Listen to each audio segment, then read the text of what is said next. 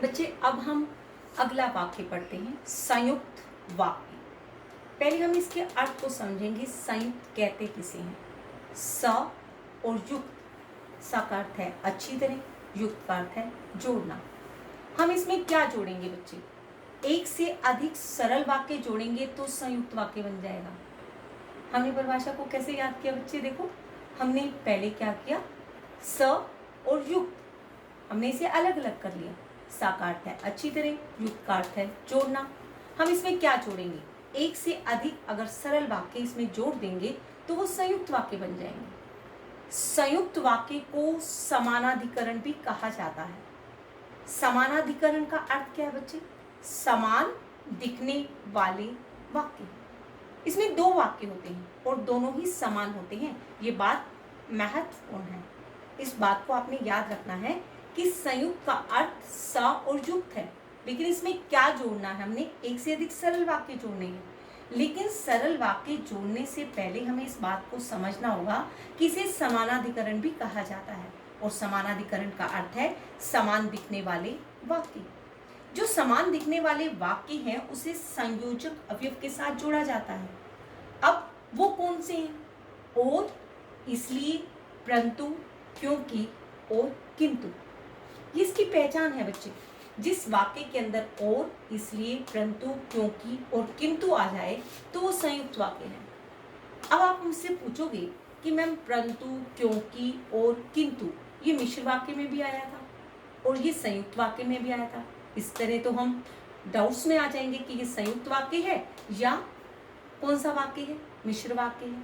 अब हमें पहचानना कैसे है बच्चे? ये बात ध्यान से सुननी है कि हमें ये पहचान तो होगी कि और इसलिए किस में आता है? संयुक्त वाक्य में। ये किस में था? मिश्र वाक्य में नहीं था ना बच्चे, ये नहीं था। ये था परंतु, क्योंकि और किंतु। परंतु, क्योंकि और किंतु संयुक्त वाक्य में वहां लगाए जाएंगे जहां दोनों वाक्य समान होंगे बच्चे।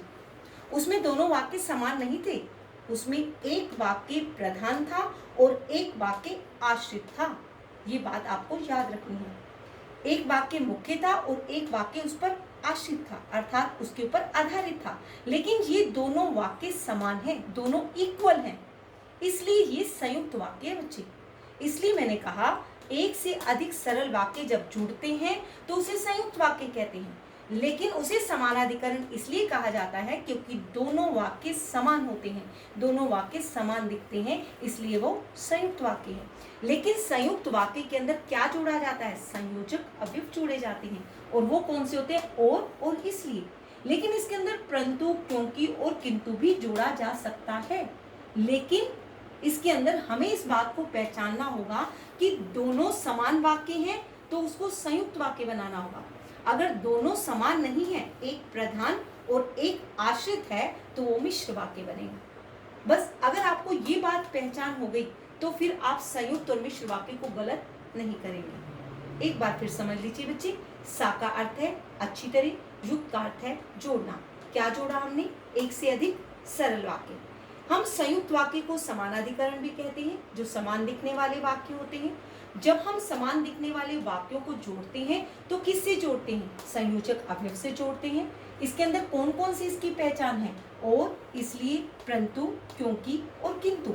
और इसलिए में आपको कोई कंफ्यूजन नहीं होगी, इसमें आपको कोई डाउट्स नहीं होगा कि और इसलिए तो मिश्र वाक्य में नहीं लगता था, इसलिए ये क्या था कि ये संयुक्त वाक्य है, आप आसानी से पहचान लेंगे। लेकिन परंतु, क्योंकि और किंतु के लगने पर आपको थोड़ा सी मुश्किल होगी कि ये मिश्र वाक्य है या संयुक्त वाक्य है। लेकिन अगर आप इस बात को पहचान लेंगे कि ये दोनों समान वाक्य हैं तो वो संयुक्त है, और एक प्रधान वाक्य है और एक आश्रित उपवाक्य है तो वो संयुक्त नहीं है, वो मिश्र वाक्य है। ये दोनों के अंतर को पहचानना बहुत जरूरी है, फिर आपका ये संयुक्त और मिश्र गलत नहीं होगा। हम उदाहरण के द्वारा समझते हैं। रात हुई और तारे निकले। रात हुई ये वाक्य पूरा है, और तारे निकले ये वाक्य पूरा है। और क्या है बच्चे? इसके अंदर संयोजक अवयव है। हमने वाक्य दोनों समान थे, इसके अंदर एक प्रधान और एक आश्रित नहीं था, दोनों वाक्य समान थे। राम आया और शाम चला गया, ये भी वाक्य समान है, मैंने और लगाया। राम आया और शाम चला गया, ये वाक्य मैं बोल रही हूँ। अगर मैं ये वाक्य बोलती हूँ रात हुई और तारे निकले, इसके अंदर और जो है संयुक्त वाक्य के कारण लगाया गया है, वाक्य को जोड़ने के कारण, ये क्या है, संयोजक है। लेकिन ये दोनों वाक्य बराबर हैं, दोनों समान हैं, इसलिए ये संयुक्त है। वह सोया रहा इसलिए गाड़ी ना पकड़ सका। वह सोया रहा, ये वाक्य पूरा है, ये वाक्य इक्वल है। गाड़ी ना पकड़ सका, ये वाक्य पूरा है। जिसमें दोनों वाक्य पूरे होते हैं, ये आसानी से समझ में आ जाएगा। और इसमें संयोजक इसलिए लग सकता है, परंतु लग सकता है, क्योंकि लग सकता है और किंतु लग सकता है। लेकिन परंतु, क्योंकि और किंतु, अगर ये वाक्य एक प्रधान और एक आश्रित आएगा तो वो संयुक्त नहीं होगा, वो मिश्र होगा। अगर दोनों समान वाक्य हैं तो वो संयुक्त वाक्य होगा। वह सोया रहा इसलिए गाड़ी ना पकड़ सका, ये दोनों वाक्य क्या है, समान है, इसलिए ये क्या है, संयुक्त वाक्य है। उसने समझाया था परंतु मैं ना समझ सका। उसने समझाया था, ये वाक्य पूरा है। मैं ना समझ सका, ये वाक्य पूरा है। इसको किसके साथ मैंने जोड़ा, परंतु। परंतु इसलिए लगा क्योंकि ये दोनों वाक्य समान थे, इसलिए इसके अंदर मैंने परंतु लगाया। उसने समझाया था और मैं ना समझ सका, ये भी सही है, लेकिन परंतु मैंने इसलिए लगा कर दिखाया कि इसके अंदर परंतु, क्योंकि और किंतु ये जोड़े जा सकते हैं अगर ये दोनों वाक्य समान होते हैं। यहाँ पर जहाँ पर वाक्य समान होते हैं वहां पर संयुक्त वाक्य होता है। और संयुक्त वाक्य की सबसे बड़ी पहचान है कि दोनों वाक्य जहाँ पर समान होते हैं वो संयुक्त वाक्य होता है।